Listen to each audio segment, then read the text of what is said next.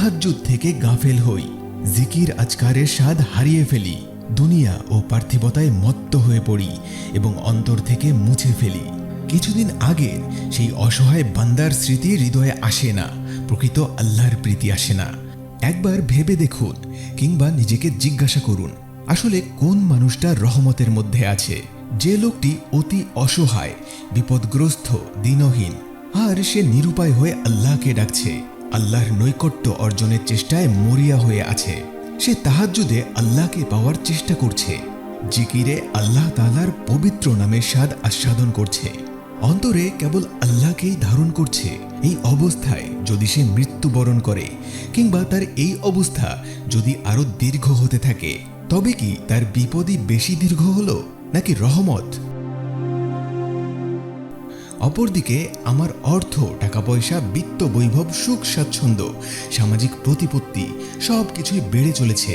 দুনিয়ার সব কিছুতেই আমি সফলতার মুখ দেখছি, মানুষ আমাকে খুব সম্মান করছে, কিন্তু আমি ভুলে গিয়েছি, তাহাজ্জুদের স্বাদ হারিয়ে ফেলেছি।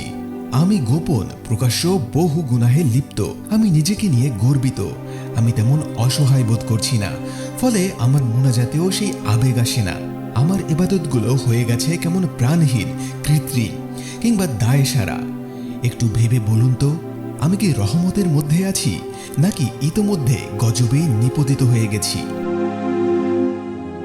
আল্লাহকে হারিয়ে ফেলার চেয়ে বড় গজব আর কি হতে পারে? কিংবা আল্লাহ যাকে হেদায়েত করতে চান না, বরং দুনিয়াতে গাফেল রেখে পাপী অবস্থায় মৃত্যু দিতে চান, তার চেয়ে বড় হতভাগা আর কে হতে পারে? ফিলিস্তিনের যুদ্ধে আহত যে বৃদ্ধ আল্লাহ আল্লাহ করছে, সে মূলত গজবে আছে, নাকি যে ব্যক্তি আল্লাহ তাআলার ভালোবাসা থেকে বঞ্চিত হয়ে আরামে ঘুমোচ্ছে সে গজবে আছে? আল্লাহ তাআলা বলেন, যারা আমার আয়াতসমূহ প্রত্যাখ্যান করে, নিশ্চয়ই আমি ওদেরকে ধীরে ধীরে এমনভাবে পাকড়াও করব যে ওরা টেরও পাবে না। আসুন নিজেদের বোধকে জাগ্রত করি, আল্লাহর প্রকৃত রহমত লাভের আশায় আল্লাহর পানে ধাবিত হই, আর বেরিয়ে আসার চেষ্টা করি ভয়ঙ্কর সেই গজব থেকে যা আসে রহমতেরই ছদ্মবেশে।